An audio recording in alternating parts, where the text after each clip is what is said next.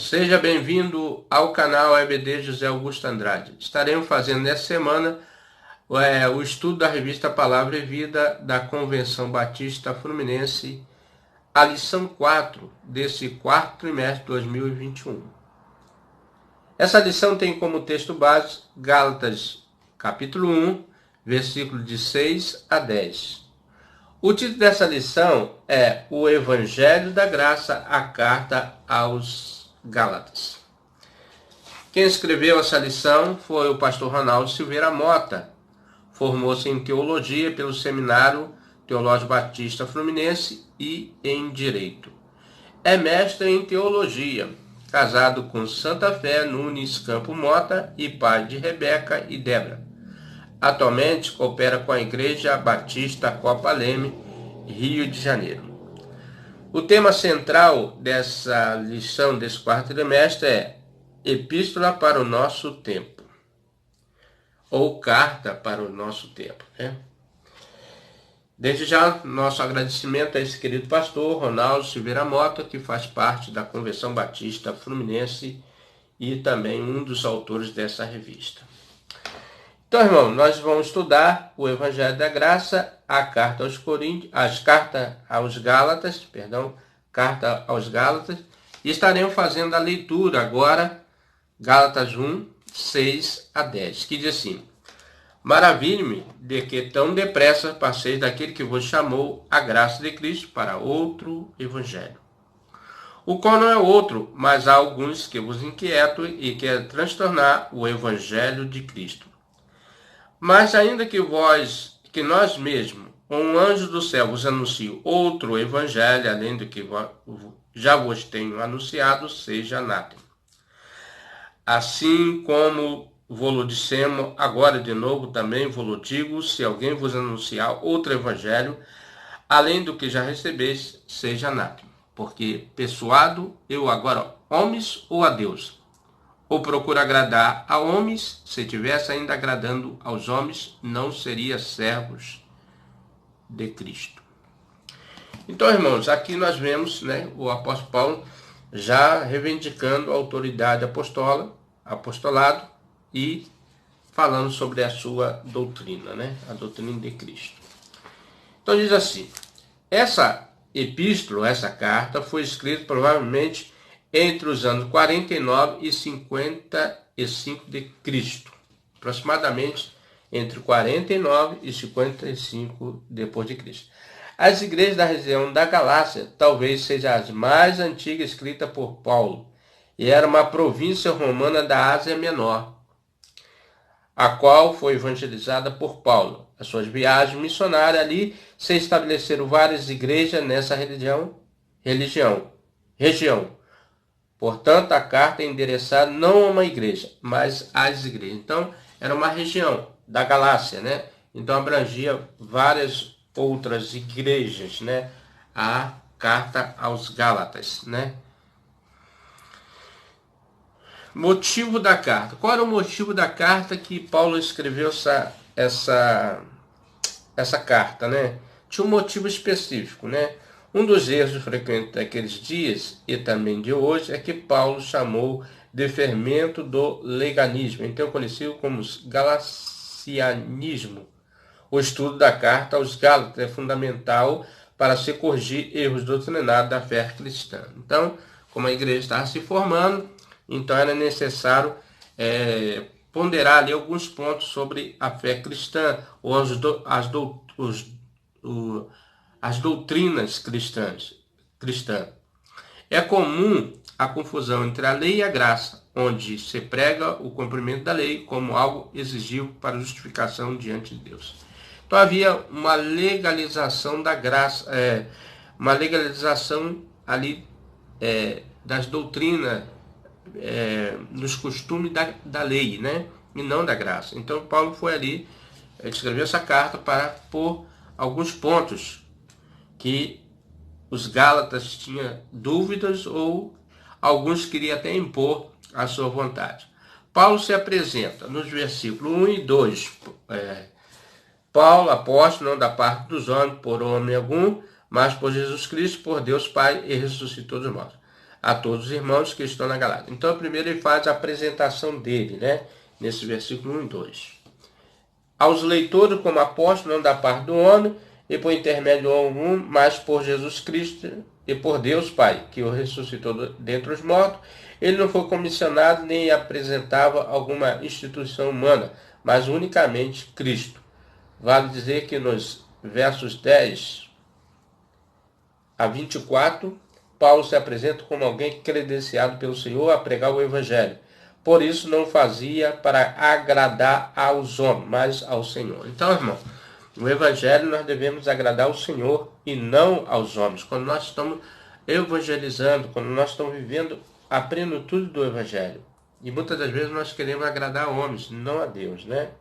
E Paulo chama essa atenção aqui para ele, que na apresentação dele, ele não estava ali para agradar homens. E nós não devemos agradar, mas ao Senhor. Ele faz um relato da sua vida, conversão, chamada, capacitação para o ministério. Na verdade, ele está dando uma explicação como foi, né, a conversão dele. E o que ele passaria a tratar era tão relevante que precisava reivindicar a autoridade divina para usar as suas palavras, sabedoria contra toda estrutura religiosa, especialmente nesse caso a judaica. Então estava saindo de uma religião do judaísmo, a religião judaica, para o cristianismo, né? Que somos nós hoje que pregamos Cristo. Estava saindo da religião judaica aqui, toda a base sobre a lei judaica, a lei mosaica, né? Os irmãos sabem muito bem que o judaísmo é a base todinha, praticamente dentro da lei mosaica.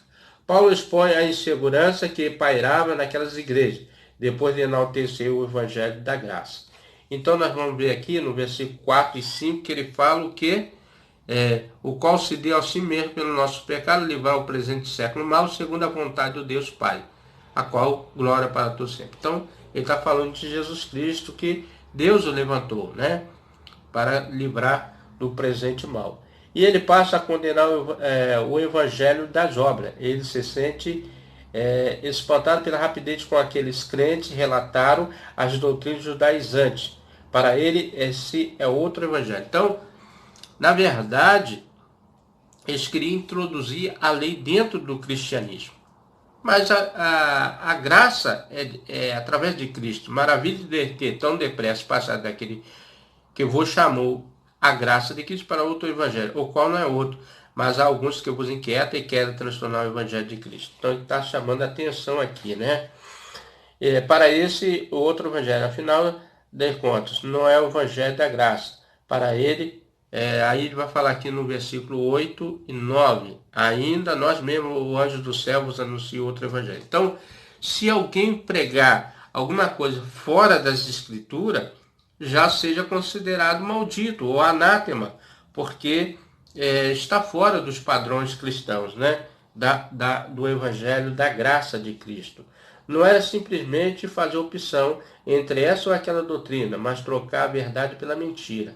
É bom lembrar que não se trata apenas de trocar o rótulo de um produto, mas sim o conteúdo todo. Então, quando você sai do legalismo e vai para a graça, você não está só trocando, você está o conteúdo todo tem que ser tudo que Cristo ensinou, né? Destarte era o que acontecia assim. O apóstolo era tão duro ao dizer que deviam ser mesmo considerados anátimos ou amaldiçoados, né? Foi esse termo que ele usou lá, né? Que quem quer transtornar a casa de Deus com outro ensinamento seja amaldiçoado ou anátema, né? No capítulo 2, de 1 a 21, ele faz a defesa contra os inimigos, os quais queriam desacreditá-lo.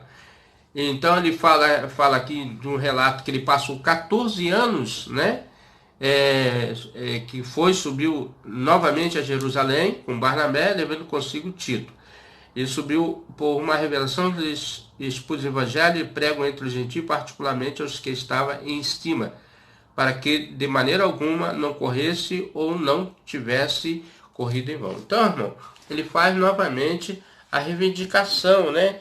E muitos conseguiu muitos adversários, né, dentro do evangelho. Por quê? Ele queria falar a verdade. Ele queria mostrar o verdadeiro evangelho. Ele faz uma defesa contra os inimigos, os quais queria desacreditá-lo. Ele mostra que agia conforme todos os demais apóstolos de Cristo. Foi então que a igreja de Antioquia, bem como Jerusalém, não tiveram dificuldade em enviá-lo ao ministério entre os gentios, né? Por essa razão, Paulo se destacou dos demais e agora a própria igreja, né, a igreja de Antioquia, recebe ele e envia como missionário para pregar o evangelho às outras partes entre os gentios. No cumprimento da missão, depois de 14 anos, encontrou-se com Pedro e Tiago. Olha só o que eu falei, né? Depois encontrou-se e leva provas da eficácia quando apresenta Barnabé e Tito. Lembra do episódio da discordância e inconsistência de Pedro, o qual foi por ele repreendido quanto a essa conduta, né? Então, houve aqui até uma discussão, vamos dizer assim, um questionamento, né? Relembra o episódio da discordância e resistência de Paulo. Por quê? Porque Paulo dissimulava, Pedro, aliás, e dissimulava que os gentios, né, entre os gentios, faziam uma dissimulação e não queria reconhecer como realmente Cristo tinha libertado aqueles. Nós vamos ver isso de 11 a 21, né? E que diz assim: mas quando vi que não andava bem diretamente conforme a verdade do Evangelho, disse a Pedro, na presença de todos: se tu, sendo judeu, vives como gentio e não como judeu, porque obriga os gentios a viverem como judeus. Então aqui ele está falando, né, do ensinamento doutrinário que queria introduzir o costume judaico. Até Pedro dissimulava com os demais apóstolos, querendo que os gentios se tornassem judaizantes. Então nós falamos nesse primeiro ponto o motivo da carta, né? Agora ele vai tratar sobre o erro que fascina. Isso está no capítulo 3, vai ter que o texto capítulo 3, né?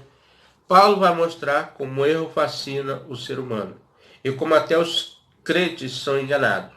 Ele vai reafirmar que somente a justificação da fé deve ser ensinada. Na visão paulina, a promessa é superior à lei. Então, qual era a promessa? Que veria o que esmagaria a cabeça da serpente, né? A promessa que Deus enviaria o Messias e a lei seria cumprida através do Messias, né? Então, a promessa, a lei, né? Então, a promessa superior à lei. Nesse prisma, então ele usa o exemplo de Abraão, considerado o pai da fé, é salvo porque creu e depois agiu. A lei teve o propósito básico. Então, vamos ler aqui Gálatas 3:19, que diz assim: logo para que a lei foi ordenada por causa das transgressões, até que viesse a posteridade, a que a promessa tinha sido feita, e foi posta pelos anjos na mão de um medianeiro.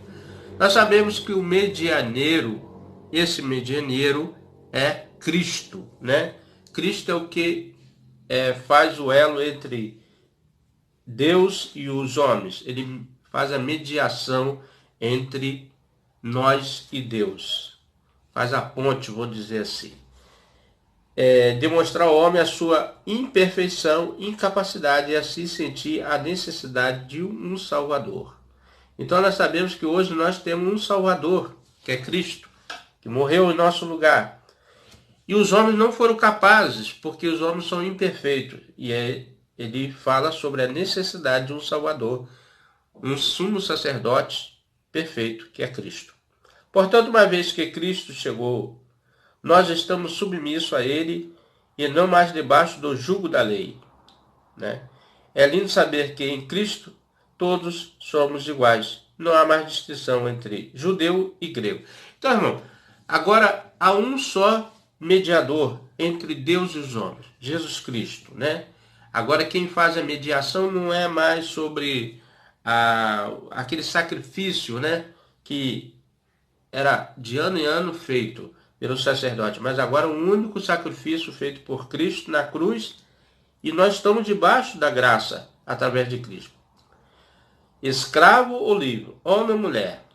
Nós vamos ler aqui o 28, que diz assim: nisto não há judeu nem grego, nem servo nem livre, não há macho e fêmea, porque todos vós sois um em Cristo Jesus. Então, nós fomos feitos filhos através de Cristo, né? Agora não somos mais escravos do pecado. As diferenças naturais não importam mais, pois a relação com Deus depende unicamente da fé em Cristo Jesus e da submissão ao seu senhorio, né? Então nós agora obedecemos ao único Senhor, que é Jesus Cristo, pela fé. E não há mais que pensar se somos filho da escrava, que é Agar, ou da livre, Sara. Capítulo 4 de Gálatas, 21 a 31, que diz sobre esse, né? É uma alegoria, né? Ou uma historinha, né? Que ele conta, uma alegoria que ele diz: dizei vós que quereis estar debaixo da lei, ou não ouvis vós a lei? Porque está escrito que Abraão teve 2 filhos, um da escrava e outro da livre. Então ele faz a comparação de Agar, né? Agar, que foi a escrava, a serva de Sarai, e ela é correspondente a Sinai, um monte da Arábia, que corresponde a Jerusalém. Essa que existe lá na Arábia, né? Lá em Jerusalém. E agora existe, pois, a escrava e seus filhos. Mas a Jerusalém, que é de cima, a livre, a qual é a mãe de todos nós. Então nós esperamos, na verdade, a cidade santa que Deus trará dos altos céus para os seus filhos. As diferenças naturais não importam. A relação com Deus depende unicamente da fé de Jesus Cristo, submissão do seu Senhor. Não há mais o que pensar se somos na livre, né? Aí, uma vez que pela fé somos filhos de Deus, agora somos filhos de Deus, né? Através de Cristo. 3:1, 31, gerado para sermos semelhantes a Cristo. Então, irmão, agora nós somos gerados para ser conforme Cristo. Isso está em 4, de 1 a 31. Depois os irmãos podem ler. Então agora, irmãos, nós estamos debaixo da proteção de Cristo, né? Cristo é o nosso advogado. Cristo intercede por nós, através do seu Espírito Santo, né? Do Espírito Santo com gemidos inexprimíveis. Terceiro ponto, liberdade cristã. Tem como texto base o Gálatas 5, de 1 a 15. Então nós falamos no primeiro ponto. Nós falamos o quê? Motivo da carta. Agora falamos, segundo ponto, o erro que fascina. Agora, terceiro ponto, a liberdade cristã. Qual o conceito que temos de liberdade cristã? Qual é o nosso conceito? Será livre alguém que simplesmente pode ir e vir? Fisicamente falando, Paulo vai tratar dessa liberdade espiritual, bem como das emoções. Como vimos, a falta de liberdade torna um homem cativo. Uma das coisas mais lindas que traz a justificação pela fé é a vida prática. Então, irmão, nós somos livres, temos liberdade em Cristo para fazermos as coisas perfeitas, né? Ao fato de sermos livres em nosso interior, podemos até ser presos como Paulo, muitas vezes, e mesmo assim podemos cantar louvores ao nosso libertador, somente a Deus, havendo de prestar conta e obedecermos por amor e não por obrigação. Então, hoje nós somos livres para escolher a quem nós queremos servir.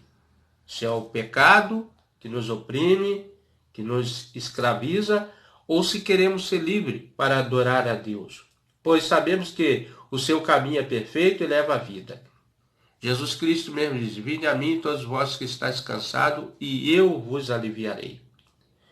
Né? E naquela passagem que ele fala com ali a mulher do poço, né? Lá do poço, que fala, né? Rios de água viva correrão do seu ventre. Então, irmão, leva a vida. Nesse viés, então, estudaremos. Nesse capítulo 5, a ameaça que rondava as igrejas da Galácia é de se voltar à escravidão da lei.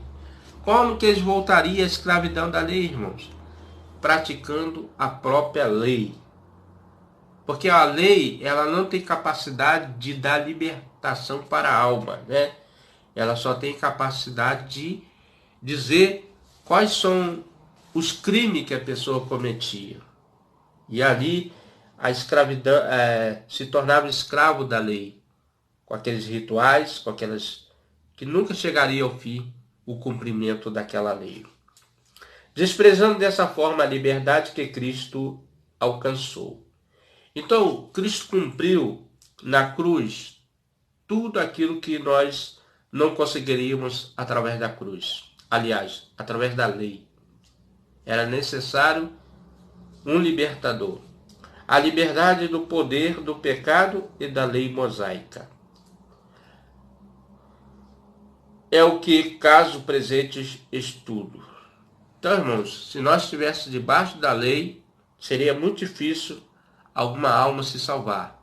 Porque a lei são muitas regras para ser cumprida, muitos detalhes numa lei. A lei não se baseava só nos 10 mandamentos, não. Ela tinha muito mais coisa, muito mais leis dentro disso, né? É o que caso nos apresente o estudo, capítulo de 1 a 4. Vamos lá.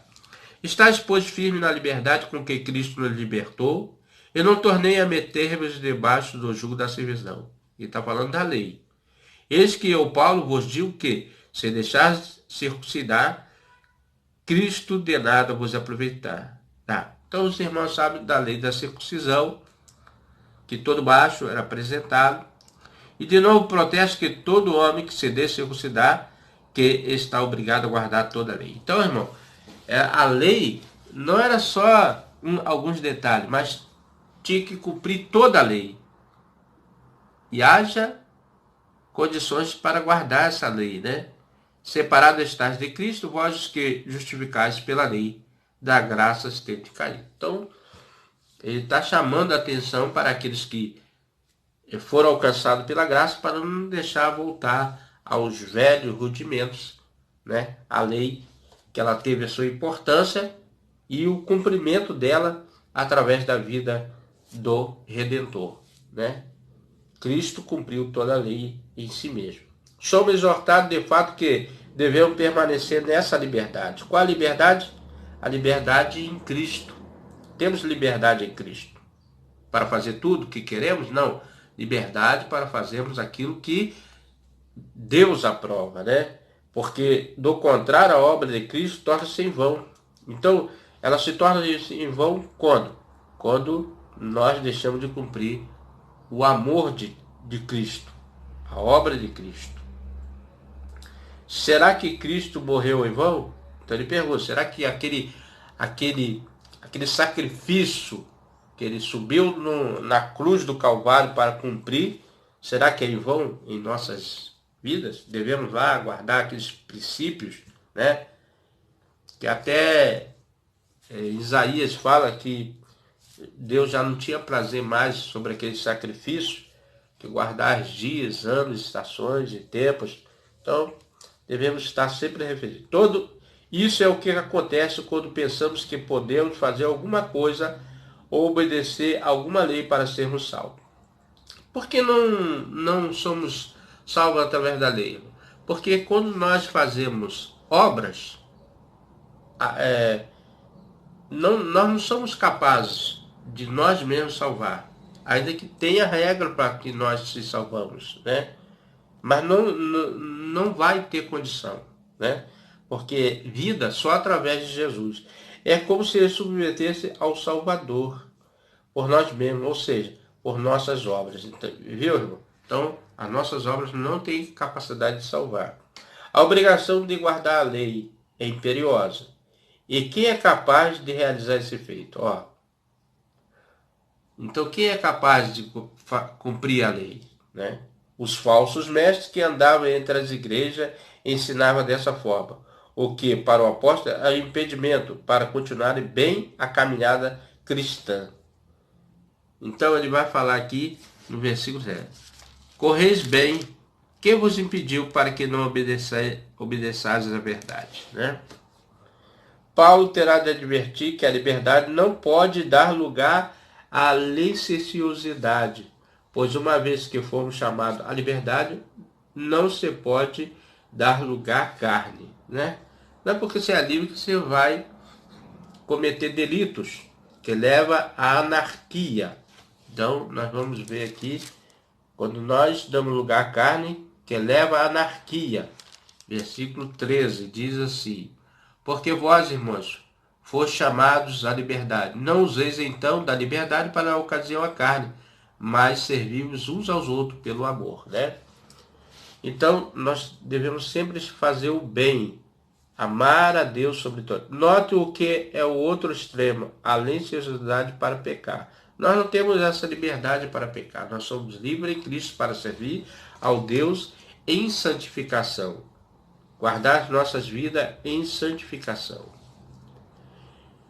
Em Gálatas 5, 16, 21, Paulo chega a um ponto crucial. Quem está no comando da nossa vida? A carne ou o espírito? Quem está? Deus ou a carne? Né? A quem estamos obedecendo? Quem está nos guiando? Quem será que está? Importa lembrar que nós temos uma natureza carnal, a qual, no entanto, não pode nos dominar. Então, somos carne. Temos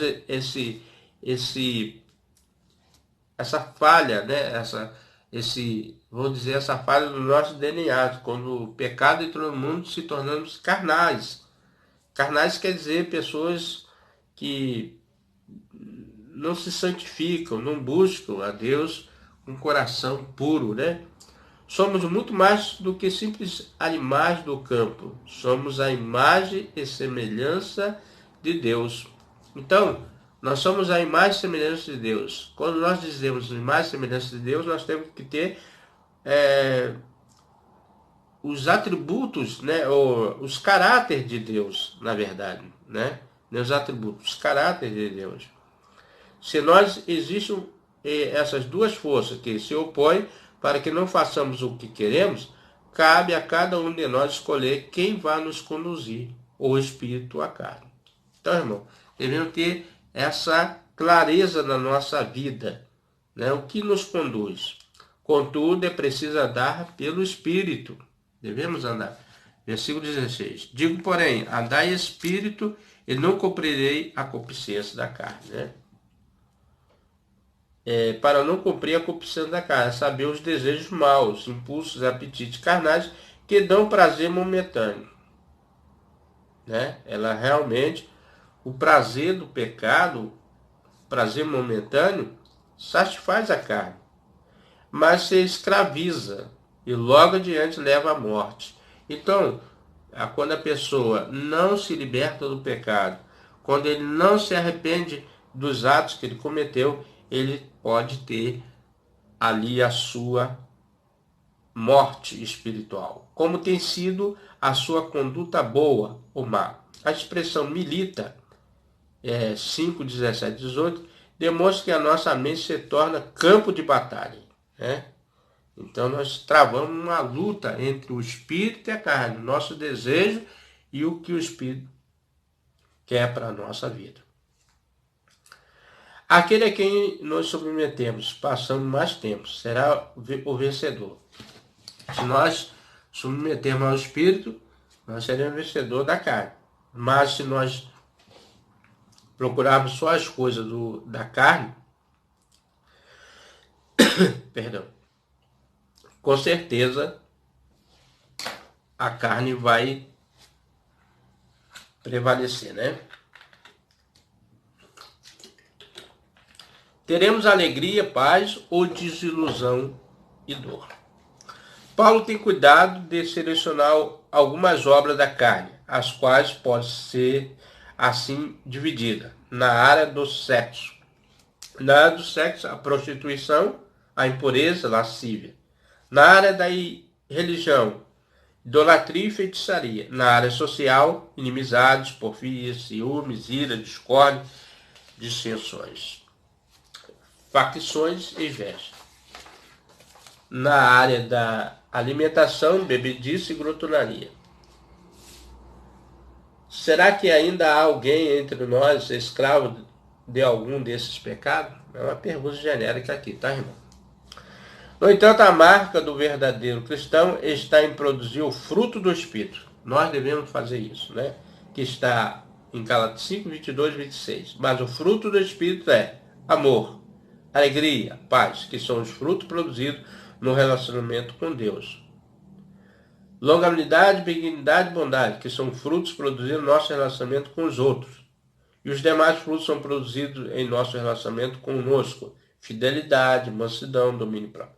Entretanto, a conquista sobre a carne só ocorre, está lá Gálatas 5, 24, 26, quando a carne em suas obras mais é crucificada. Então só vencemos quando nós crucificamos esses desejos, né? Quando nós realmente damos um basta e passamos a andar no Espírito. De fato, temos uma nova vida em Cristo. Para a obra do Espírito Santo, devemos crucificar a carne e andar no Espírito. Que lição, né, irmão? Que lição maravilhosa, que ensinamento do apóstolo Paulo, quando ele faz essas separações, longanimidade, e fala sobre a carne, sobre muito legal mesmo, como Paulo dá essas doutrinas cristãs para que nós sigamos, né? Conclusão. Muitas vezes precisamos ser enérgicos na defesa da nossa fé. Isso aqui é importante, em defesa da nossa fé. Paulo não se intimidou diante dos inimigos que perturbavam a igreja da Galácia. Porém, com autoridade, chamou a todos a responsabilidade diante de Deus. Paulo teve assim uma intrepidez quando chamou o cabeça, né, o apóstolo Pedro, né, um homem que todos sabiam que Jesus chamou lá, quando ele perguntou: Pedro, tu me amas? Então apacenta minhas ovelhas, né? Pastor Pedro, né? E agora Paulo, né? Até que perseguia a igreja, mas depois que se converteu, ele chama a responsabilidade. Foi realmente muita coragem do apóstolo Paulo, né? Chamar Pedro, né? De volta à realidade cristã. Como é fácil voltar ao erro do legalismo e decair da graça. Isso aqui muitas pessoas caem mesmo, a Bíblia mesmo fala, aquele que está em pé, cuidado para que não caia. Infelizmente, muitos irmãos estão iludidos por meio desse tipo de religiosidade que dá uma aparência de espiritualidade. Porém, para a liberdade, Cristo nos libertou. É preciso purificar a carne, as suas obras malignas, bem como não devemos abrir mão do privilégio de viver pelo Espírito e produzir o fruto do Espírito. Já estamos encerrando, irmãos, e aqui para pensar e agir. O legalismo ainda hoje um erro comum. Pense em como corremos risco de cair da graça, que tipo de obras e atitudes legalistas são requeridas para ter uma aparência de superioridade espiritual e ajudar a salvação? Essa aqui é uma pergunta, né? A lenciosidade, outro extremo, para muitas pessoas, liberdade, opção para praticar a carnalidade. As obras da carne são manifestas, a lei é dada justamente para impedi-la. E como é possível conciliar a liberdade sem ferir o direito do próximo? Terceiro, fruto do Espírito se manifesta por meio do amor em suas diversas facetas. Pense naqueles que estão escravizados pelo legalismo e mergulhados no mundanismo, sobretudo, como você pode atingi-lo com o amor de Deus. Meu amigo, meu irmão, Que lição maravilhosa, né? O Evangelho da Graça. Realmente, irmão, nós não teríamos outra opção se Cristo não morresse por nós, né? E hoje nós somos gratos a Cristo por ter feito esse ato de bondade, de misericórdia sobre as nossas vidas. Quero estar orando por você, quero estar orando por mim também. Quero orar pelos inscritos, novos inscritos, agradecer a todos que têm se inscrito no nosso canal. Que Deus, o nosso Deus, o bom Deus, possa abençoar poderosamente a sua vida. E aquilo que não conseguimos aqui expressar, o amor de Cristo, que Ele faça isso em seu coração, trazendo para você tudo de bom, tudo que Deus tem de melhor no coração dele para a sua vida. Vamos orar? Vamos agradecer a esse Deus maravilhoso que nos deu a graça, a bondade, a misericórdia. Eu quero ler um versículo que hoje eu li aqui, irmãos, que veio em mente agora, né? Não é nada planejado, mas veio em mente agora, e eu fiquei pensando, né? Como que Deus é maravilhoso. Olha só que versículo, está aqui em Malaquias, né? E ele diz assim, ó: porque eu, o Senhor, não mudo isso. Vós, filhos de Jacó, não sois consumidos. Né, irmão? Porque Deus não mudou o propósito dele. Nós não fomos consumidos. Vamos orar? Vamos agradecer a Deus. Senhor Deus, Senhor nosso Pai, agradecidos somos, ó Deus, pela bondade e a misericórdia infinita com que o Senhor tem nos dado. Um Deus que é maravilhoso. Nunca houve e jamais haverá um Deus tão grande e poderoso como é o Senhor. Um Deus de infinitas misericórdias. Quando olha para a terra e vê toda a maldade do homem, mas mesmo assim perdoa, porque o Senhor é um Deus de amor, infinitamente ama a sua criatura. O Senhor morreu na cruz para nos perdoar, enviando o seu Filho Jesus Cristo. Agora, Senhor, somos agraciados pela bondade, pelo presente enviado até nós. Muito obrigado, Senhor, pelas vidas que escutam e atentam para o Evangelho. Não por mim, mas pelo teu Evangelho, que quer alcançar as vidas, Senhor, que estão presas no mundo do pecado. Estão lá sofrendo, Senhor, nas garras do inimigo, porque ainda não se atentou para a graça infinita que veio até nós, dos altos céus, Jesus Cristo, que liberta o homem do pecado, da justiça e do juízo. Obrigado, Senhor, pelo Senhor ter enviado o seu único Filho por nós. Hoje, Senhor, estamos aqui, agraciados pela proteção divina. Ó Pai querido, só o Senhor mesmo para nos dar esse presente dos altos céus. Perdoa os nossos pecados, nossos erros, nossas falhas, tudo aquilo que cometemos, Senhor, diante de Ti, diante da Sua presença. Abençoa-nos, ó Deus. Ó Pai querido, muito obrigado, Pai, por tudo, em nome de Jesus, por tudo aquilo que o Senhor tem feito e ainda há de fazer na vida dos Teus filhos. Em nome de Jesus, quero Te agradecer. Amém e amém. Meu amigo, meu irmão, se você tem gostado desses estudos, venha conosco. Até o próximo estudo, se assim o nosso bom Deus nos permitir.